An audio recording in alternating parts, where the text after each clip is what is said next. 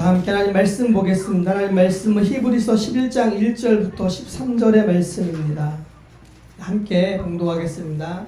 믿음은 바라는 것들의 실상이요 보이지 않는 것들의 증거니 선진들이 이로써 증거를 얻었느니 믿음으로 모든 세계가 하나님의 말씀으로 지어진 줄을 우리가 아나니 보이는 것은 나타난 것으로 말미암아 된 것이 아니니라.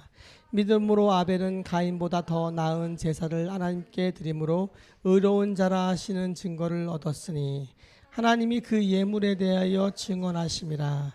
그가 죽었으나 그 믿음으로서 지금도 말하느니라. 믿음으로 에녹은 죽음을 보지 않고 옮겨졌으니 하나님이 그를 옮기심으로 다시 보이지 아니하였느니라. 그는 옮겨지기 전에 하나님을 기쁘시게 하는 자라 하는 증거를 받았느니라. 믿음이 없이는 하나님을 기쁘시게 하지 못하나니 하나님께 나아가는 자는 반드시 그가 계신 것과 또한 그가 자기를 찾는 자들에게 상 주시는 이심을 믿어야 할지니라. 믿음으로 노아는 아직 보이지 않는 일에 경고하심을 받아 경외함으로 방주를 준비하여 그 집을 구원하였으니 이로 말미암아 세상을 정죄하고 믿음을 따르는 의의 상속자가 되었느니라. 믿음으로 아브라함은 부르심을 받았을 때에 순종하여 장래의 유업으로 받을 땅에 나아갈새 갈 바를 알지 못하고 나아갔으며 믿음으로 그가 이방의 땅에 있는 것 같이 약속의 땅에 거류하여 동일한 약속을 유업으로 함께 받은 이삭 및 야곱과 더불어 장막에 거하였으니 이는 그가 하나님이 계획하시고 지으실 터가 있는 성을 바랐음이라. 믿음으로 사라 자신도 나이가 많아 단산하였으나 잉태할 수 있는 힘을 얻었으니 이는 약속하신 이를 미쁘신 줄 알았음이라. 아멘. 그리스도 안에서의 온전한 영성훈련 6번째 시간입니다. 우리 오직 믿음으로라는 제목으로 말씀 전하겠습니다. 하나님께서 인간을 흙으로 지으시고 이제 그 후에 생기를 불어 넣으셔서 흙이 단순히 흙으로 남아있지 않고 살아있는 영적인 존재로 저와 여러분들이 창조가 되었습니다. 그런 우리를 향하여서 하나님께서는 하나님의 형상대로 지음받아 되었다라고 말씀을 하시죠. 하나님의 형상에 대한 설교를 많이 했습니다. 그런데 중요한 것은 굉장히 많은 것을 듣는 게 중요한 것이 아니라 개념 정리가 중요해요. 우리 신학교 은사님이신 조직신학 교수님은 항상 개념 정리가 중요하다라고 말씀하세요. 무엇인가를 물어봤을 때 내 말로 개념이 딱 정리가 돼야 내가 아는 거예요. 들어본 것 같고 아는 것 같은데 내가 말로 못하고 우물쭈물하면 모르는 거예요. 그러니까 중요한 거는 분명한 것을 딱 잘라서 짧게든 길게든 이야기할 수 있어야 되는데 하나님의 형상은 책 몇 권으로도 얘기할 만큼의 논의가 길어요. 그런데 간단하게 이야기 다시 한번 정리하면서 가겠습니다. 하나님의 성품이 우리 안에 담겨져 있어요. 물론 하나님의 성품이 우리 안에 그분이 가지고 있는 성품 중에 우리가 갖고 있을 수 없는 성품도 있지만 하나님의 성품이 많은 부분이 우리 안에 담겨져 있고요. 그래서 우리가 그 하나님과 교제할 수 있는 특권을 갖고 있는 것, 그것이 하나님의 형상이 우리 안에 담겨져 있다라고 이야기를 합니다.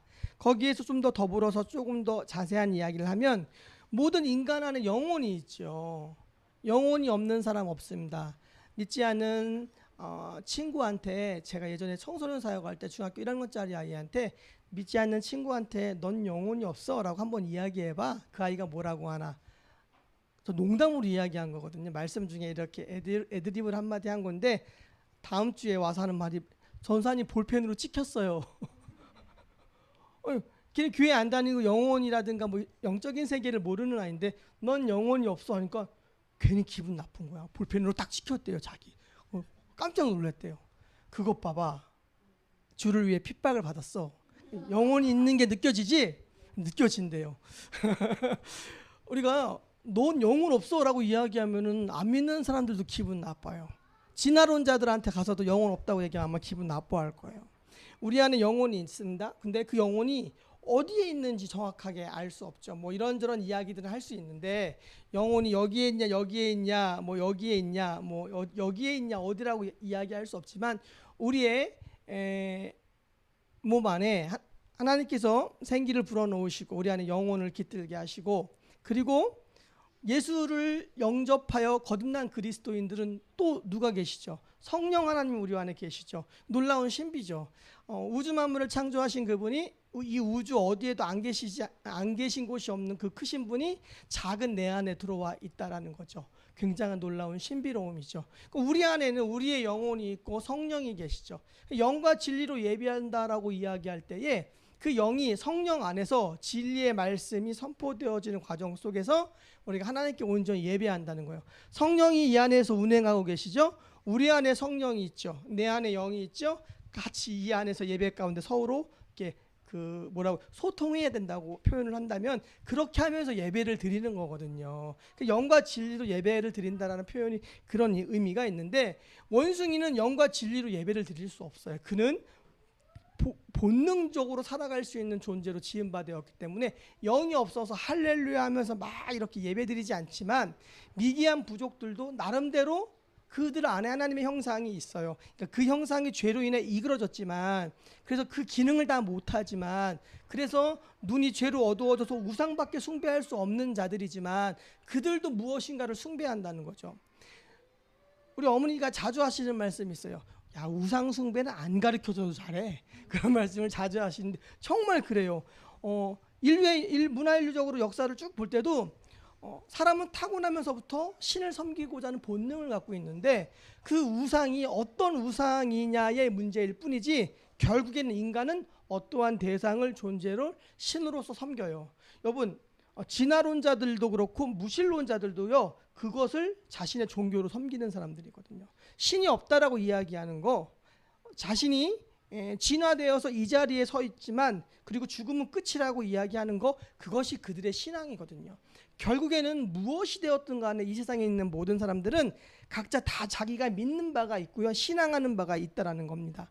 그래서 하나님께서 계시의 빛으로 우리 가운데에 다가오셔서 우리의 눈을 열어서 그분을 보게 해주시지 않으면 우리는 하나님을 온전히 이해할 수 없고 하나님을 믿을 수도 없죠. 그런데 세상에 있는 많은 학문들 중에서 굉장한 심오한 우주의 진리와 이치를 깨달은 학문들이 많지만, 그러나 그들이 창조주 하나님 앞에까지 나아가지는 못해요. 왜? 하나님을 우리가 볼 수 있는 것을 그분이 우리에게 보여주셨기 때문에, 닫혀있는 것을 열어서 우리에게 보여주신 그분이 계시기 때문에 우리가 하나님을 보는 것이지, 하나님을 믿는 것이고 이해하고 깨닫는 것이지, 인간의 지식으로는 절대 그분을 알 수가 없어요. 신학 박사들 중에서도 유럽이나 북미 중에는 신앙생활을 안 하는 분들이 종종 계세요. 그러니까 학문으로서 신학을 대했지 신앙으로서 기독교를 대한 건 아닌 분들도 계시기 때문에. 그러나 중요한 것은 성경에 굉장히 많은 것들을 아는 분들도 아는 분들 중에서도 주님을 모르는 분들이 있지만, 정말 시골에 아무것도 모르시는 할머니들 중에서도 순수하게 하나님을 있는 그대로 인정하고 예배하는 분들도 계시거든요. 그래서 하나님을 인격적으로 경험한다라는 것은 참 신비함이 있는 것 같습니다. 모든 인간의 안에 영혼이 있고 동시에 성령 하나님이 우리 거듭난 그리스도인들에게 있죠. 근데 우리는 전부 어떻게 영혼이 우리 안에 깃들어 있고 성령이 우리 안에 있는지 우리가 다 알 수 없지만, 성령 하나님 우리 가운데 있는 거, 그 크신 분이 우리 안에 들어와 있는 건 잘 이해가 안 가지만, 반대로 생각하면 우리가 그분 앞에 들어가 있는 거예요. 그러면 이해가 가죠. 우리가 물속에 풍덩 빠져 있으면 물이 우리를 다 감싸고 있잖아요. 그런 원리로 보시면 그 크신 하나님이 우리 안에 어떻게 들어와 있는지 조금 이해가 갈 거예요.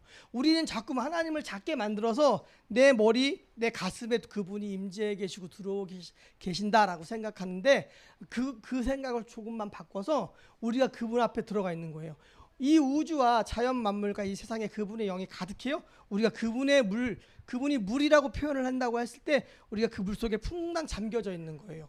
그러니까 우리 안에 그분이 안 계신 곳이 없다라는, 제가 글을 보면서 참 굉장히 표현이 예술이다라는 생각을 했는데, 그렇게 이해하시면 하나님이 우리 안에 어떻게 계시는지, 그분이 우리 안에 계시기보다 우리가 그분 안에 계신다라는 표현이 어쩌면 더 맞지 않을까 하는 생각을 해보았습니다. 사랑하는 여러분, 인간은 굉장히 특별한 존재예요. 왜냐하면 천사와 타락한 천사인 악한 마귀는 영적인 존재죠. 그들은 육이 없습니다. 그러나 인간은 육체와 영혼을 갖고 있습니다. 그래서 우리는 예수 그리스도를 영접하면서 성령의 전으로서 우리가 존재하고 동일하게 주님을 모르는 자들에게 특별하게 마귀의 전으로서 악한 마귀의 병기가 되고 수족이 되어서 살아가는 사람들도 굉장히 많다는 것이죠. 인간은 영적 세계와 육적 세계, 조금 달리 말하면 물리적 세계, 영적 세계와 물리적 세계의 중간 단계에 끼어 있는 존재가 바로 저와 여러분 인간이에요. 하나님은 영이시죠. 예수님이 물론 그 육체를 입고 이 땅에 오셨다 부활하고 십자가에 죽고 부활해서 이제는 하늘나라로 가셨지만, 지금 우리가 이 땅에 살아갈 때에 인간은 육을 갖고 있지만 영적인 존재와 교제할 수 있는 특별한 존재라는 것이죠. 그 영적인 존재가 성령 하나님일 수도 있고요, 성령 하나님이 아닌 영적인 존재와 교제하는 것은 고린도전서의 모든 것은 다 귀신과 교제하는 거라고 말씀하고 있어요. 그러니까 우리가 성령 하나님과의 교제가 아닌 것은 모든 것은 귀신과 교제하는 거거든요. 우리는 눈에 보이는 물리적이고 육적인 세계에 당연히 존재하지 물리적인 세계가 당연히 우리가 이 세상에 존재하지만, 동일하게 우리는 눈에 보이지 않는 영적인 세계를 존재한다고 믿고 살아가는 사람들이라는 것이죠. 그래서 우리가 영적인 세계와 육적인 세계, 물리적 세계의 중간에 끼어 있는 존재로서 우리는 성령 하나님을 받아들일 수도 있고요, 그리고 성령 하나님께서 우리 가운데 도우라고 보내신 천사들의 도움도 받을 수 있고요. 그런데 동일하게 이 세상의 임금인 악한 영이 우리 가운데 공격하며 또 다른 영적인 세계에 어려움을 당할 수도 있고요. 여러분, 우리가 달나라를 가는 세상을 살아가고 있지만 여러분들 주변에 깊이 돌아보면 영적인 문제로 고통받고 있는 사람들 상당히 많습니다. 굉장히 많습니다. 그래서 그 모든 것이 단순히 어떠한 특별한 현상 하나로만 취급할 수 있는 것이 아니라 전 세계의 모든 공통된 어떤 원리들이 그 안에 있다라는 것이죠. 여러분, 그러면은 영적 세계를 우리는 어떻게 볼 수 있을까? 영적인 세계가 존재하는데 눈으로 안 보이잖아요. 그것을 볼 수 있는 방법 믿음이에요. 믿음으로 영적인 세계를 보는 거예요. 그리고 그 영적인 세계를 움직여야 우리가 살아가는 이 물리적인 세계가 움직여지거든요. 그러면은 영적인 세계를 움직이는 방법이 뭐냐면은 그것은 기도라는 거예요. 믿음과 기도가 우리 기독교 신앙에 있어서 굉장히 중요한 거 우리가 알고 있잖아요. 그런데 우리는 물리적인 세계에 육신을 입고 갇혀 살아가다 보니까 보이지 않는 영적 세계에 대해서 굉장히 이렇게 뭐라고 표현을 해야 되나, 조금 더 막연하게 느끼고 어렵게 느끼고 멀리 느껴지는 것들이 있거든요. 그런데 하나님께서 저와 여러분들에게 어떠한 특별한 믿음을 선물로 주시고 어떠한 약속의 말씀을 더하여 주시고 그 문제를 가지고 기도하게 하시면서 응답을 받게 하세요. 그러면서 우리가 살아가는 이 보여지는 물리적인 세계가 달라지는 것을 경험하면서 하나님의 살아계심을 경험하는 거죠. 그래서 믿음과 기도는 뗄래야 뗄 수가 없는 거거든요. 그런데 이 믿음도 하나님이 주시는 선물이라고 했잖아요. 구원받는 믿음 하나님이 선물로 주시죠. 그 다음에 우리가 하나님과 계속 깊은 교제를 이어가면서 우리 안에 있는 믿음, 작은 씨앗과 같은 믿음으로 구원받을 수 있지만, 그러나 그 믿음이 땅에 뿌리를 내리고 열매를 맺을 수 있다는 거죠. 그래서 우리가 하나님을 경험하면서 하루하루 살아가면서 우리의 믿음이 점점 성장해 간다는 겁니다. 기도를 통해서 응답받아 본 적이 있으십니까? 저는 10년, 20년 예수 믿었는데 기도 응답을 받아본 적이 없다는 분들도 많이 만났습니다. 되게 놀라운 일이에요. 그럼 뭘 믿은 거예요 도대체? 여러분, 기도 응답을 못 받았다는 것은 기도를 안 했다는 거고요. 또 하나, 하나님이 그냥 보살펴 주신 거예요. 그냥 보살펴 주셨는데, 여러분, 기도 응답을 내가 하지 않았지만 누군가의 기도로 내가 살기도 하고요. 여러분, 기도가 중요한 이유는 이제 다음에 기도에 대해서 좀 다루겠는데, 우리 기도에 대해서 모르는 사람이 어디 있겠습니까? 다 알죠. 근데 오늘 믿음과 이어서 기도를 다루면 이제는 이 그리스도 안에서 온전한 영성훈련 시리즈 마지막으로 마무리하려고 오늘 마칠까 하다가 아니더라고요. 한 번 더 해야겠더라고요. 그런데 우리가 믿음으로 하나님께 우리에게 말씀하세요. 제가 9월 달에 저에게 들어올 수 있는 딱 금액이 얼마였냐면 99만 원이었어요. 그러니까 확실히 정해진 금액이 후원과 모와 실업급여와 딱 99만 원이 저에게 들어올 수 있는 금액이었는데 기본적으로 제가 200만 원이라는 돈이 있어야 한 달을 살아갈 수 있어요. 빚을 안 지고. 그런데 하나님이 저한테 두 군데서 처음에 후원을 받을 거라고 응답을 주셔서 한 주 한 주 채워졌는데 크고 작게 네 군데서 후원이 들어와서 한 달 계산을 딱 해보니까 204만 원이 들어왔어요. 100만 원이 마이너스였거든요. 이번 달에요. 100만 원이. 근데 그렇게 후원이 채워져서 204만 원이 저에게 들어와서 이번 달에 빚을 지지 않고 한 달을 살 수 있게 됐어요. 여러분, 이게요, 우연 같지만 우연이 아니라는 거죠. 우리가 하나님 앞에서 살아갈 때에 우리가 삶에 왜 크고 작은 문제들을 하나님이 허락하시냐면 그 물리적인 문제 앞에서 보이지 않는 하나님을 앞에 내가 믿음을 갖고 나아가 기도하고 그분이 우리에게 주신 말씀을 통해 내가 붙들고 어려운 중에 있지만 한 걸음 한 걸음 걸어갈 때 그 하나님의 일하심을 체험하고 경험하는 거예요. 그러면 내 믿음이 점점 성장해 간다라는 겁니다. 우리가 기도를 통해 응답이 이루어지는 일이 한두 번이면 우연이죠. 한두 번이면 우연일 수 있어요. 운 좋게 맞았네. 오늘 재수가 좋네. 근데 우리가 정말 하나님 앞에 나아가서 인생일 때 정말 중요한 문제들을 놓고 하나님 앞에 꾸준히 오래오래 기도하면서 살아가면 하나님이 우리의 기도의 내용대로 우리들의 인생을 이끌어 가세요.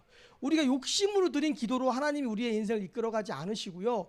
우리가 기도를 하면 기도의 내용이 바뀌어요. 바뀌어가면서 하나님이 그 기도를 통해서 하나님의 우리의 인생을 이끌어 가시는 것을 볼 수 있어요.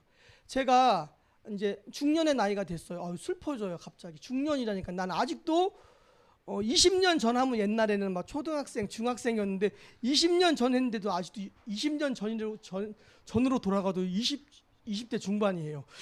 기분이 이상해지더라고요. 근데 10대 때는 정말 하나님 앞에 힘들었던 것은 그 하나님을 경험했던 삶이 없기 때문에 되게 힘들었어요. 그런데 세월이 흘러갈수록 믿음이 깊어지고 연조가 많아지고 하나님을 경험해가는 시간이 많아질수록 감사한 것은 굴곡이 많은 인생 속에서도 하나님이 나와 함께 하신다는 걸 경험하는 거예요. 그러니까 내 앞에 어떤 문제와 두려움이 와요. 근데 이 문제가 이제 두렵지 않아요. 왜? 하나님이 나와 함께 하시니까. 개척 초창기만 해도 3년 전만 해도 함께만 하시지 마시고 현찰을 좀 주십시오. 제가 이렇게 목사지만 그렇게 양심적으로 기도를 했습니다. 하나님 함께만 하지 마세요. 현찰을 좀 주십시오. 그런데 하나님 함께 하시는 것 자체가 우리 삶에 직접적으로 크고 작은 문제 앞에서 그분이 풀어가신다라는 것을 우리에게 말씀해 주신다라는 겁니다. 여러분, 이 세상은 공중권세 잡은 악한 마귀가 계속 활동하죠. 활동하면서 그들은 다양한 일들을 해죠. 우리를 흔들기도 하고 우리에게 마음의 믿음에 의심을 주기도 하고 문제를 만들기도 하고 갈등과 다툼을 조장하기도 하고 굉장히 많은 것들이 있지만 중요한 것은 그들이 우리를 어떻게 할 수 없다라는 거죠. 우리의 육을 공격할 수도 있고 우리의 마음을 흔들 수도 있지만 우리의 영을 죽이지 못하거든요. 예전에 목사님들이 이제 두 부류로 갈라져서 우리 안에 성령이 있는데 악한 마귀가 우리를 어떻게 공격하느냐라고 이야기하는 분들이 계시고 또 한 분들은 그래도 우리의 몸을 공격할 수 있다라고 이야기하는 분들. 제가 이렇게 이만큼 신학을 하고 이만큼 오면서 딜레마인 것도 있어요. 왜? 성령이 내 안에 계시는데 악한 마귀가 나를 어떻게 공격해? 논리적으로 맞지가 않아. 그 말이 맞는 것 같거든요. 그런데 그렇지 않아요. 공격하더라고요. 우리의 생각과 우리의 마음과 우리의 육신을 흔들 수 있어요. 그런데 그들이 흔들 수 없고 그들이 죽일 수 없는 것이 우리의 영이죠. 우리가 하나님이 우리를 통하여서 온전히 우리가 한 영혼으로 새롭게 거듭나 구원받았으면 거듭나 구원받은 그 영혼, 하나님이 허락하지 않으면 그 영혼의 삶의 죽음과 그 영혼의 구원의 문제에 있어서 악한 마귀가 관여할 수 없거든요. 욥기를 봐도 그렇잖아요. 욥기를 봐도 욥을 어떻게 욥의 육체의 모든 것들과 재산과 자녀들을 다 건드릴 수 있는 권한들을 허락했지만 욥의 생명만을 건들지 못하게 했을 때 욥이 생명이 흔들리지 않았거든요. 근데 악한 마귀의 공격들이 우리의 삶 가운데 계속 있어요. 그런데 중요한 것은 우리가 두려워할 필요가 없고요. 그 존재가 우리에게 어떻게 다가오고 어떻게 우리를 공격하고 어떻게 우리를 흔들며 그것을 우리는 물리적인 세계 안에서 보기 때문에 자꾸만 인간관계가 갈등이 일어나는 거예요. 이 얘기는 원고에 없는데 우리 사모님 얘기랑 저 얘기를, 부부 얘기를 해야 될 것 같은 마음이 들어요. 여기 부부싸움한 얘기 좀 해도 괜찮을까요? 살짝 강도 낮게. 예. 저희가요 토요일만 되면 부부싸움을 해요. 근데 그리고 처음에는 몰랐어요. 사소한 걸로 부부싸움을 해요. 부부싸움을 한참 하다가 서로가 그랬어요. 야, 우리 토요일만 되면 싸운다. 토요일만 되면 싸운다. 이게 뭔가 이거는 우리의 문제라기보다 공격인 것 같다. 그래서 우리가 이걸 지혜롭게 풀자. 서로가 동의를 했어요. 은혜롭죠? 집에 가서 안 혼날 것 같죠? 그런데 그래서 제가 어떻게 했냐, 방법을, 금요일 날 집을 나가요. 금요일 날 집을 나가서 금요일 토요일 설교 준비를 이틀 열심히 하고 토요일 밤늦게 다 잘 때 들어와요. 부부싸움을 안 하죠. 근데 아침에 싸우더라고요. 와, 아침에. 그래서 처음에는 아침에 이제는 막 애들하고 쿵딱쿵딱 준비하다가 막 하다가 사소한 걸로 막 늦을 것 같으니까 뭐 이렇게 하다가 말 주고받다가 마음 상하고 한두 마디 하다가 이게 싸움이 아닌 게 커져서 싸움이 되고 막 그랬어요. 그래서 또 보니까 야, 이게 이제는 토요일을 피하니 주일날 아침에 싸움이 되는 거예요. 그래서 우리가 주말에는 좀 정신을 좀 버쩍 차리자. 우리가 혹시라도 누군가가 마음 상하는 말을 혹시라도 하더라도 그게 우리가 너무 민감하게 반응하지 말고 우리가 영적인 싸움에 최전선에 있다라는 마음으로 조금 긴장하는 마음으로 우리가 주말을 좀 준비하자라고 해요. 저도 주말에 화나고 속상한 일이 있어도 더 이렇게 참고 긴장하고 사모도 그렇게 하고 하면서 요즘에는 주말에 거의 그 부딪힘이 없어요. 뭐 거의 이제 부딪힘이 없이 잘 살고 있어요. 살고 있는데 그걸 보면서 신기하게, 근데 그게 우리가 사람과 사람이 부딪히니까 저 사람의 문제, 나의 문제라고 생각을 하는데 그렇지 않아요. 영적인 문제예요. 그래서 사단은 갈라지게 하고 나눠지게 하잖아요. 인간관계에서 계속 갈라지게 하고 나눠지게 하고 다툼이 생기는 건 마귀의 역사거든요. 그리고 우리의 생각을 통해서 잘못된 생각, 부정적인 생각, 그리고 위험한 생각들을 들어오게 하는 것도 악한 마귀의 생각이고요. 여러분, 가룟 유다의 마음에 요한복음에 13장 2절인가 제가 헷갈리는데 장수가 가룟 유다의 마음에 예수님을 팔 생각을 마귀가 집어넣었다 그래요. 그러면 잘 보세요.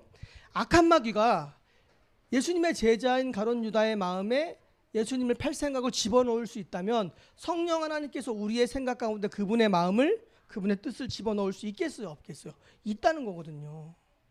그러니까 여러분들의 생각과 마음 속에 드는 수없이 많은 생각 속에 무엇이 하나님이 주시는 마음이고 악한 마귀의 공격인지를 분별하는 게 굉장히 중요합니다. 그러면서 우리가 영적인 세계와 물리적인 세계를 같이 살아가는 인간으로서 내가 그 안에서 불의한 존재로서 악한 마귀의 도구가 돼서 쓰임받는 게 아니라 의의 병기가 되어서 쓰임을 받아야 되죠. 그러기 위해서 깨어 있어라 라고 표현을 할 때 그게 이런 맥락과 이어지는 거예요. 내가 깨어 있어야죠. 깨어 있어서 이것이 무엇인지 분명히 분별해야죠. 근데 그게 안 되면 잘못된 이야기에 한쪽으로 쏠리게 되고요. 신앙이 병들고요. 관계가 병들어지면서 많은 문제가 생긴다는 겁니다. 히브리서 기자는 본문 6절에 믿음이 없이는 하나님을 기쁘게 해드릴 수 없습니다. 하나님께 나아가는 사람은 하나님이 계시다는 것과 하나님을 자기를 찾는 자들에게 상 주시는 분이시라는 것을 믿어야 한다고 말씀을 합니다. 단순히 하나님의 존재와 그분이 심판자라는 사실에 대한 어떤 교리적인 고백을 의미하는 것이 아니라 하나님이 계시다는 것과 하나님이 상 주시는 분이라는 사실을 우리의 삶 가운데서 인정하고 체험하고 경험해 간다는 거죠. 우리가 머리로 아는 신앙이 아니죠. 머리로 단순히 그렇다더라가 아니라 그 하나님이 보이지 않는 영적인 존재에 있는 영이신 하나님이 오늘 나와 함께 계시고 내 안에 계신데 그분이 나와 어떤 관계를 맺고 어떻게 내 인생을 끌어가시는지에 대한 그런 체험이 있으면요, 인생은요 판타지 소설보다 더 재밌어요. 기대가 되고요, 설레요. 그래서 성령 충만한 사람들의 모습을 보면요, 얼굴에 기쁨과 환희와 평강이 있어요. 왜냐? 사는 게 스펙타클하거든요. 웬만한 영화보다 더 재밌거든요. 근데 그거를 모르면 신앙이 화석화돼요. 예수를 믿고 교회를 왔다 갔다 하는데 헌금 봉투에 도장 찍으러 다녀요. 진짜로. 헌금 봉투에 1,000원이든 10,000원이든 헌금을 내서 그거 도장 찍는 인생밖에 안 돼요. 예수를 10년, 20년, 30년, 세상 일도 10년 하면 도통한다고 그래요. 그런데 우리가 예수님을 10년 믿고 20년 믿고 30년 믿고 인생을 살아가는데 하나님과 그 깊은 그 사랑의 관계, 그 달콤한 사랑을 맛보지 못하고 살아가면서 일평생 살아가다 인생을 마무리한다면 그 얼마나 불쌍한 인생이에요. 세상으로 못 나가고 하나님께도 가까이 못 가. 하나님과 세상에 끼인 인생이 돼서 이것도 못하고 저것도 못하는 불쌍한 인생이 된다는 거죠. 사랑하는 여러분, 하나님께서 상 주시는 분이라는 것을 믿는다라고 한다면 우리가 어떻게 살아가야 되느냐. 성령 충만한 삶은 항상 이야기하지만 하나님의 시선을 의식하는 삶이죠. 내가 불러 이게 아니라 하나님이 나를 온전히 보고 계신다는 것을 내가 인식한다는 겁니다. 그러면 우리의 삶에서 언행심사가 달라지고요. 약간 눈치가 보이게 된다는 거거든요. 그런데 쉽게 얘기하면요. 눈치 보는 게 성령 충만한 삶이에요. 하나님의 눈치를 보는 거야. 그래서 내가 자꾸만 내 삶을 정돈해가며 다듬어가는 거죠. 경찰 방범 CCTV 앞에서 범죄를 저지르는 어떤 바보를 제가 얼마 전에 한번 봤습니다. 그 유튜브 영상을 봤는데요. 영상 속에서 술 취한 남자가 다 누워있는데 지나가다가 딱 보더니 그 사람 주머니랑 막 뒤져요. 그러는 찰나에 뒤에 경찰차가 와갖고선 딱 잡는 거야. 근데 얼마나 웃기냐면 바로 위에 방범 카메라가 이렇게 있는 건데 얘가 이걸 못 보고선 눈앞에 먹잇감만 본 거죠. 그래서 막 터는데 경찰차가 털고 주머니에 넣고 돌아서려고 하자마자 경찰이 와서 잡는데 그 표정이 더 웃겨. 황당한 표정 있잖아요. 뭐 어떻게 이런 일이 있을까? 그 표정이 더 웃긴 거야. 그러니까 CCTV가 있어도 그 좀도둑이 너무 놀라는 그 도둑의 표정을 보면서 제가 얼마나 웃었는지 모르는데, 근데 하나님의 CCTV는 없는 곳이 없잖아요. 그런데 우리는 그분의 시선을 의식하지 않고 이렇게 막고 CCTV에다가 그냥 막 뭘 칠해서 막고 내 양심도 막고 내 눈도 막고 해서 하나님을 의식하지 않고 많은 사람들이 불의를 행하면서 살아간다는 거죠. 마태복음 7장 21절 이하에 보면은 주님이 다시 오셔서 심판하는 날에 많은 사람들이 주님 앞에서 뭐라 그러냐면 주여 주여 주의 이름으로 선지자 노릇하며 주님 이름으로 귀신을 쫓아내며 주의 이름으로 권능을 행하였나이다 라고 심판자이신 주님께 보고를 하는데, 주께서 뭐라고 말씀하시냐면 내가 도무지 너희를 알지 못하니 불법을 행하는 자들아 내게서 다 떠나가라. 이 본문을 어떻게 해석해야 될까요? 주의 이름으로요 많은 일들을 했어요. 귀신도 쫓고 권능도 행했다라고 이야기하는데, 근데 너희들 불법을 행해. 나 너희들 누군지 몰라. 내가 다 떠나가라고 말씀하시는 거죠. 이 본문을 향하여서 해석하기를 거짓 선지자들을 향한 말씀이죠. 거짓 선지자들의 그들의 삶과 사역 안에서도 기적도 있고요. 놀라운 신비한 현상도 있어요. 심지어는요 이방 종교에도 기적이 일어나요. 이방 종교도 기적이 일어나요. 티벳의 고승들은요 정말 추운 한겨울에 그들이 입고 있는 이 얇은 그 승복 하나 입고선요 히말라야 산맥 같은 곳에 추운 곳에서 그냥 동굴 안에서 이렇게 하나만 덮고 자도요 몸에 동상 하나 걸리지 않아요. 나름대로 스님들도요 도의 경지가 깊어지면요 그들 가운데 신비한 영향력들이 드러나거든요. 그거 성령의 역사가 아니죠. 마귀의 역사죠. 성령과 교통하면서 드러나는 능력이 아닌 모든 것은 악한 마귀로부터 오는 거고 그 마귀와 교제함으로 인하여서 생기는 능력이라고 간단하게 분별하시면 됩니다. 여러분, 그들이 많은 능력을 행했어요. 그러나 주님이 그들을 알지 못해요. 아무리 큰 사역을 해요. 이름이 날려요. 내 이름 걸고 뭐 하나 하면은 수천 명 수만 명이 모여요. 빌딩이 올라가고 엄청난 사람이 모이고 재정이 모여서 많은 일을 하는 것처럼 보여요. 그러나 마지막 때에 주님 앞에 섰을 때 주님 저 이거 했어요. 하나님께 이렇게 찬양했고요. 하나님 이런 사역을 했고요. 이렇게 귀신도 쫓고 병도 고치고요. 이렇게 말씀 선포했어요. 라고 이야기하는데 너 누구니? 나 너 몰라.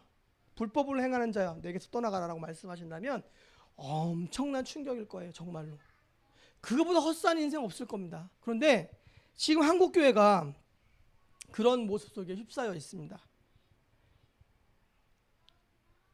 그렇다면 우리가 거짓 선지자의 삶을 살아가느냐 진짜 하나님의 사람으로 살아가느냐의 분별이 어떻게 되어지느냐? 그것은요, 어떻게 할 수 있을까요? 보여지는 외적인 교리가 문제가 없어요?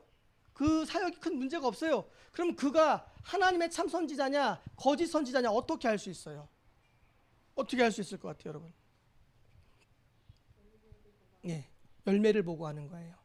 그 열매라는 것은 많은 사람이 모이고 많은 재정이 모이는 열매를 의미하는 것이 아니라 그 사람 내면 안에 열리는 성령의 9가지 열매, 사랑과 희락과 화평과 인내와 자비와 양성과 충성과 온유와 절제, 이 성령의 9가지 열매는 9가지 열매가 따로 열리는 게 아니라 항상 말씀드리지만 9가지 열매가 동시에 자랍니다. 동시에 자라나는데 어떤 건 더 자라나고 어떤 건 덜 자라날 수 있겠죠. 그런 차이는 있을 수 있겠지만 성령의 9가지 열매의 이 열매는 한 번에 동시에 자라난다는 거죠. 사랑이 있는데 기쁨이 없어요? 하나님 앞에 충성하는데 절제가 없어요? 그런 사람이 맨날 분내고 막 칼 들고 사람 죽이겠고 뛰어다녀요? 아니죠. 온유하죠. 그 성령의 9가지 열매는 하나의 열매예요. 하나의 열매가 한 사람의 내면 안에서 성장해 가고요. 그리고 동일하게 그 열매가 자기가 일하는 삶의 자리, 자기가 사역하는 삶의 사역의 자리에서도 그 성령의 열매가 맺혀져야 되는데, 성령의 열매가 맺혀지지 않으면 내가 지금 뭔가가 잘못하고 있다라고 보면 돼요. 내가 성령의 열매가 안 맺혀져, 난 거짓 선지자인가 봐, 이렇게까지 갈 필요는 없어요. 그러나 중요한 것은 성령의 열매가 없으면 분명히 그 사역과 삶은 잘못되고 있다라고 확신하면 돼요. 그래서 우리가 성령의 열매를 맺고 살아갈 때에 과정 중에 있기 때문에 우리가 오르락내리락 할 수 있어요. 실수할 수 있고 넘어질 수 있고 죄를 지을 수도 있어요. 그러나 중요한 것은 넘어져도 다시 일어서는 게 중요한 거고요. 성령의 열매를 내 안에 맺고 내 삶 가운데 맺기 위해서 끊임없이 훈련하고 노력하는 과정 속에서 열매가 성장하고 맺혀지는 거지, 열매가 그냥 갑자기 뚝딱 맺혀지는 것은 아니라는 거죠. 지난 시간 한 주간 고전주였죠. 우리 교단의 예장 통합 105회기 총회가 열렸습니다. 코로나 시대이기 때문에 우리 총대가 한 1,500명에서 2,000명 사이가 막 모이는데 다 모일 수가 없어서 이제는 사이버 총회를 열었는데, 이번 총회에서 가장 큰 이슈가 무엇냐면 그 MS 교회의 불법 세습을 인정한 104회 총회의 결의를 잘못되었다고 철회해달라는 안건이 굉장히 중요한 이슈였습니다. MS 교회 아시죠? 저기 서울에 있는 MS 교회. MS 교회라고 안 하고 이제 MS 그룹이라고 하면은 거기를 지칭하는지 소송이 들어올까봐. MS 그룹이 뒤에서 막강한 정치력과 돈과 그 모든 것들을 통해서 사이버 총회에서 총대들의 발언권들을 많이 제한하면서 나름대로 어떠한 절차와 원리를 방법들로 일처리를 하는 것처럼 보이지만 교묘하게 자기 사람들을 심어서 그 절차들을 자기네들 유리한 쪽으로 몰아가면서 그 104회 때의 MS그룹의 그 세습 문제를 다시 거론하지 못하게 만들면서 서울 장로회 신학대학교 총장으로 계신 임성비 총장님을 인준하지 않았어요. 있을 수 없는 일이에요. 왜냐하면 총회가 인정해서 파송한 이사들이 결정해서 세운 총장을 그 사람이 특별한 문제가 있지 않는 그 사람을 총회에서 투표로 부결시키는 경우는 없어요. 거의 박수로 추대하고 넘어가는데, 나머지 지방에 있는 2억 개 더 신학교회 총장님들은 다 박수로 추대하면서 두 개의 총장님들은 다 인준을 했는데 서울 장로회 신학대학교 총장님만 인준을 하지 않고 거부했다라는 거죠. 이 뭐냐면은 이게 정치 싸움이거든요. 왜냐, 7개 신학대학교 통합 측 7개 신학대학교의 많은 교수님들이 그 불법 세습에 대해서 성명서를 발표했거든요. 장신대도 마찬가지였고, 그런데 학교가 크니까 교수님들도 많잖아요. 그것에 대해서 총장이 옹호하지 않고 편들어주지 않고 그랬다는 이유로 본보기로 다른 것들을 시비 삼아서 그 사람을 인준하지 않았다라는 겁니다. 모든 신학교를 결국에는 자기들 아래에 두고 총회의 임원들을 자기 아래에 두고 세습을 합법화했죠. 그럼 나가면 되잖아요. 자기네가 교단을 떠나면. 그러긴 싫은 거죠. 왜? 자기네의 어떠한 그런 명분이 더 떨어지니까 죽어도 이 안에 있는 거예요. 그러면서 온 교단을 휘저으면서 그나마 다른 교단에 비해서 그래도 건강하고 깨끗하다고 하고 어느 정도 균형을 잡고 있는 저희 교단이 지금 흙탕물 싸움을 하고 있는 중에 있습니다. 일부 때도 있는 목사님들은 이거 교단을 나눠야 되지 않느냐라는 이야기를 할 정도로 지금 굉장히 문제가 심각해지고 있습니다. 돈으로 이권 집단이 되어버린 교회는요, 교회가 아니고 주식회사예요. 이익을 얻어서 주주들한테 배당을 주는 주식회사란 말이에요. 여러분, 하나님께서 보고 계시죠? 왜 그렇게 불법적인 문제들을 그 힘있는 교회가 정치력을 행사하고 교단을 흙탕물을 만들면서 그 일을 하느냐? MS그룹에 비자금이 800억이 있대요.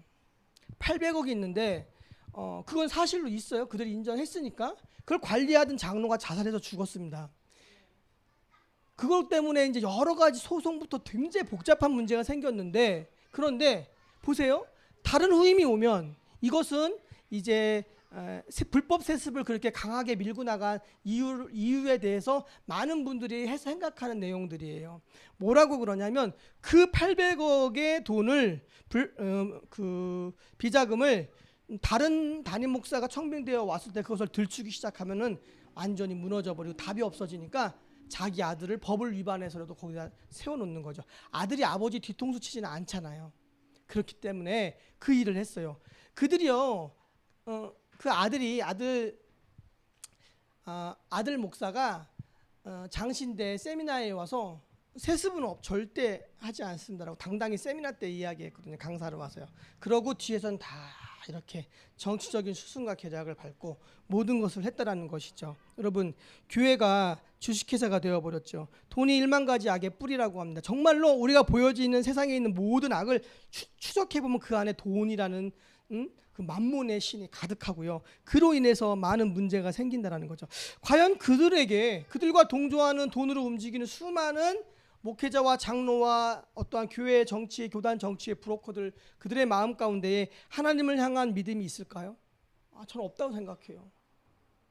나중에 마지막 때에 예수님께서 너희들 누구니? 라고 할 사람들 굉장히 많습니다. 정말로 많습니다. 오늘 본문에서 가장 많이 볼 수 있는 단어가 믿음으로입니다. 예. 그런데 믿음의 선조들이 믿음으로 어떻게 살았는가를 보시기 바랍니다. 믿음으로 노아는 엄청난 조롱과 핍박으로 방주를 만들었고, 믿음으로 아브라함은 갈 바를 알지 못한 채 고향을 떠나 외아들을 제물로 드렸습니다. 믿음으로 이삭과 야곱은 요셉에게 축복을 했고, 믿음으로 요셉은 이스라엘 자손의 출애굽을 말했습니다. 믿음으로 모세는 바로의 아들이라 칭함을 거절하고 도리어 하나님의 백성과 함께 고난받기를 더 좋아했습니다. 이런 고난을 히브리서 기자는 그리스도를 위하여 받는 수모를 애굽의 모든 보화보다 더 큰 재물로 여겼으니 이는 상 주심을 바라봄이라라고 히브리서 11장 26절에 표현하고 있습니다. 모세가 아직 그리스도를 몰랐을 때 그가 한 일이 곧 그리스도를 위한 일이었다라는 의미지요. 여기서 소개한 믿음이 보이는 믿음입니까? 아니면 보이지 않는 믿음입니까? 우리가 바라는 것들, 보이지 않는 것들을 보이고 보는 것은 우리가 바라는 것들, 보이지 않는 것들을 우리가 어떻게 보고 어떻게 믿습니까? 우리의 믿음의 선조들이 모두 무엇을 믿었는지 아십니까? 그들이 믿었던 것은 하나님의 약속의 말씀이죠. 여기서 중요한 것은요, 성경에 기록되어 있는 말씀을 내가 갑자기 뛰어다가 나에게 적용시켜서 내가 삶에 적용을 해요. 그럼 그게 현실로 성령의 역사와 인도하심으로 이루어지지 않을 때가 되게 많아요. 중요한 것은 뭐냐면요, 성경에 기록된 약속의 말씀이 나에게 주시는 말씀으로 내게 전달됐느냐가 굉장히 중요한 관건이에요. 우리가 그래, 하나님 나 어려운데 도와주실 거야, 막연한 믿음으로 가만히 있어. 그래서 무엇인가가 하나님이 채워지는 그런 의미가 아니라 그 문제 앞에 내가 하나님께 나아가고 하나님이 그 문제 앞에서 나에게 하시는 말씀을 듣는 거죠. 그러면 그 말씀을 붙들잖아요. 그럼 하나님이 일하신다는 거죠.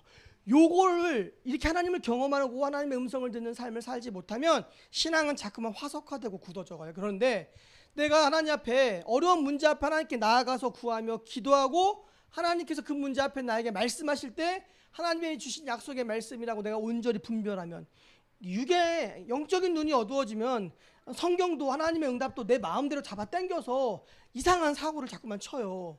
그 분별이 중요한데, 중요한 것은 그런 과정 훈련들이 필요하고요, 분명하게 하나님이 주신 약속의 말씀이라면 그것은 성취되어진다는 거죠. 왜? 제가 항상 얘기하죠. 하나님의 말씀은 약속어음이라고요. 부도가 나지 않는 약속 어음이기 때문에 하나님이 우리에게 말씀으로 다가오셨을 때 그것을 온전히 붙들면 하나님의 때에 그것이 현금화돼서 우리의 삶에 보여지는 실체로 다가온다는 거예요. 쉽게 표현을 했을 때 우리 인생의 문제 앞에서 돈으로 해결할 수 없는 문제가 많아요. 관계의 문제들 속에서 이게 어그러져 있는데 아무리 노력해도 노력할수록 더 어그러져요. 그런데 하나님이 그 문제에 개입해서 풀어주는 것들을 경험해 보지 못하면 영적인 세계를 더 이해할 수 없어요. 하나님이 신비하게 이 관계 안에서 문제를 해결하고요. 누군가를 만나게 해서 그 문제를 풀어가게 하시는 것들을 경험해야지만 우리가 하나님이 우리에게 상 주시는 일이라는 것을 믿고 우리가 험한 인생 살지만 우리가 이길 수 있는 힘과 능력과 믿음이 점점 성장해 간다는 거예요. 그래야 기도할 수 있는, 기도하고 싶은 재미도 생기고요. 그래야 신앙생활하는 맛도 있고요. 그런 거지. 그냥 우리가 교리 한두 개 외우고 아무런 감동이 없고 삶 가운데 성령의 인도하심도 못 받고 그러면 그것이 문제가 돼요. 물론 교리는 신앙의 틀이에요. 없으면 안 돼요.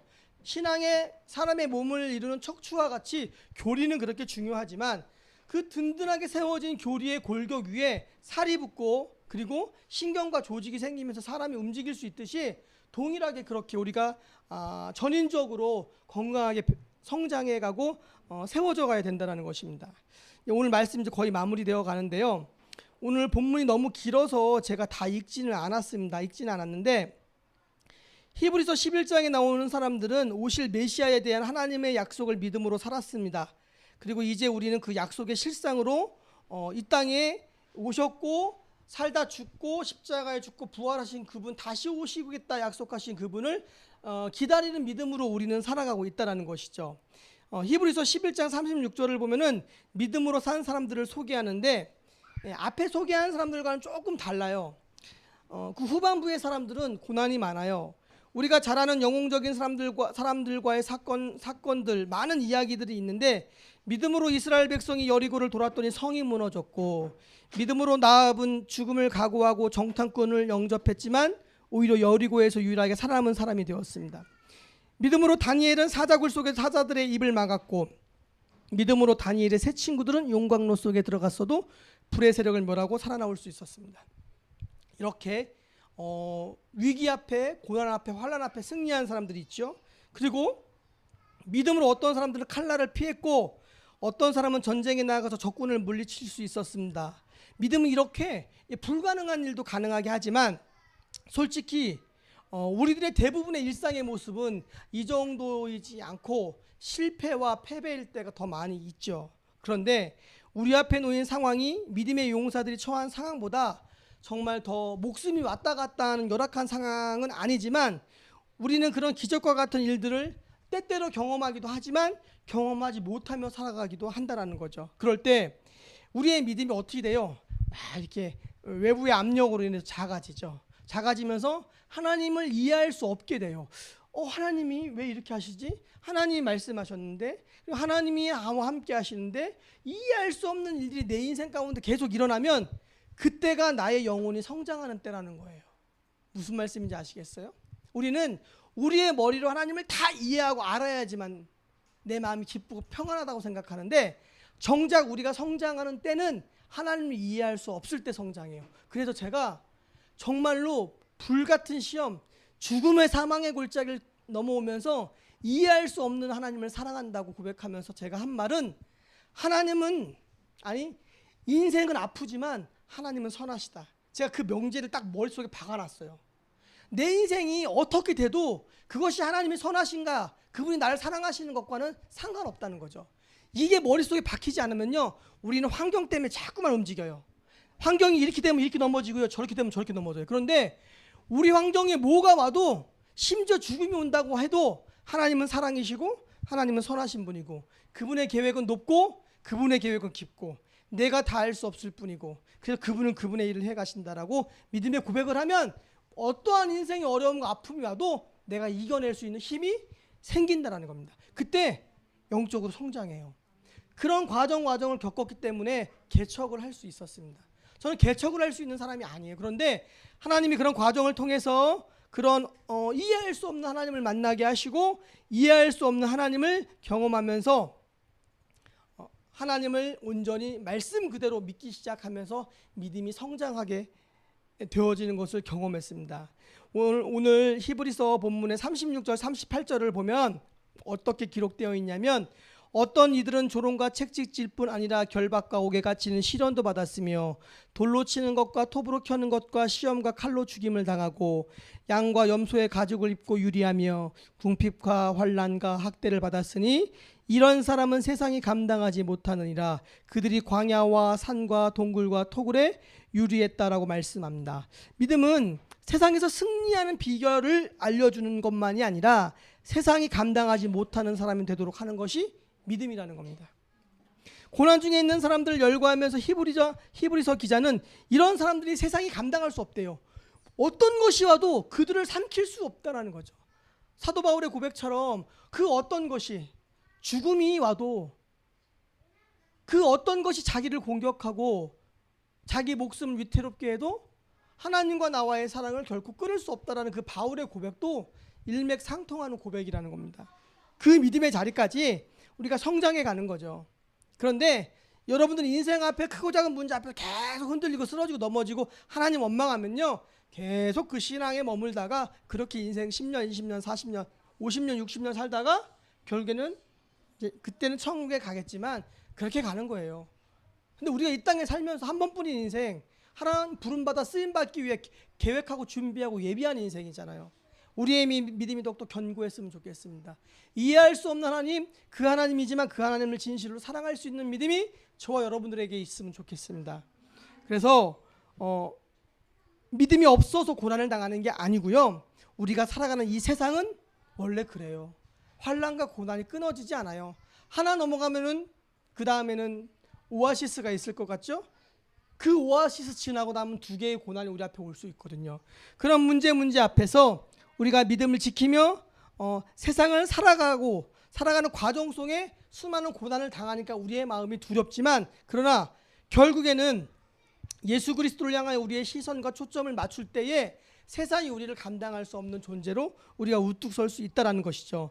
믿음은 고난을 극복하는 방법만이 아니라 고난 중에도 우리를 부끄러움 없이 예수 그리스도를 바라보게 하는 방법이라는 것이죠. 믿음은 바라는 것들의 실상이고 보지 못하는 증거이신 예수 그리스도를 어떤 상황에서도 집중하게 하는 것이죠. 문제가 커지면 커질수록요, 그분께 자꾸만 집중하세요. 그분의 십자가 그늘 아래 무릎 꿇고 문제와 상황을 그분 앞에 맡기고 한 걸음 한 걸음 나아갈 때에 히브리서 12장 3절 이렇게 말씀합니다. 너희가 피곤하여 낙심하지 않기 위하여 죄인들이 이같이 자기의 거역한 일을 참으신 일을 생각하라. 결국 어떤 상황에서도 그리스도를 온전히 바라보는 것이 믿음입니다. 그리스도를 통해 우리에게 주어진 생명이 온전히 완성되는 그날을 고대하고 사모하며 믿음으로 살아내는 것이 우리의 삶이라는 것입니다. 마지막으로 말씀 한 구절 더 소개하면서 오늘 말씀 마무리하겠습니다. 히브리서 13장 13절부터 15절의 말씀입니다. 그런즉 우리도 그의 치욕을 짊어지고 영문 밖으로 그에게 나아가자. 우리가 여기에는 영구한 도성이 없으므로 장차 올 것을 찾나니, 그러므로 우리는 예수로 말미암아 항상 찬송의 제사를 하나님께 드리자. 이것이 보이지 않는 것을 보는 것이고 바라는 것의 실제입니다. 막연히 하나님이 잘되게 해주실 것이라는 희망하는 것을 우리가 바라는 것이 실상이 아니고요, 우리가 바라는 것의 실상은 어떠한 상황에서도 변하지 않는 우리와 함께 하시는 하나님 아버지, 그리고 사랑의 확증이신 예수 그리스도를 바라보는 것이 우리의 실상이라는 것이죠. 그분이 이미 이 땅에 오셔서 모든 것을 이루셨죠. 그리고 우리 가운데 성령을 보내셔서 성령이 우리와 함께 하시고 성령의 감동으로 우리의 삶 가운데 우리를 인도하여 주고 계시죠. 그렇기 때문에 우리는 바라는 것들의 실상을 소유했고 보이지 않는 것들의 증거를 소유한 사람들이라는 겁니다. 그래서 지금 우리가, 저와 여러분들 모두가 그리스도와 연합한 삶을 살아가죠. 성령의 인도함 받는 삶을 살아가죠. 그렇기 때문에 여전히 우리의 삶은 곤고하고 어려울 수 있지만 그분이 함께 하심으로 우리의 인생이 쓰임받는 인생, 그리고 기쁨과 영광으로 충만한 인생으로 저와 여러분들의 삶이 하나님께 온전히 드려지기를 주의 이름으로 간절히 축원합니다. 찬양 드리겠습니다.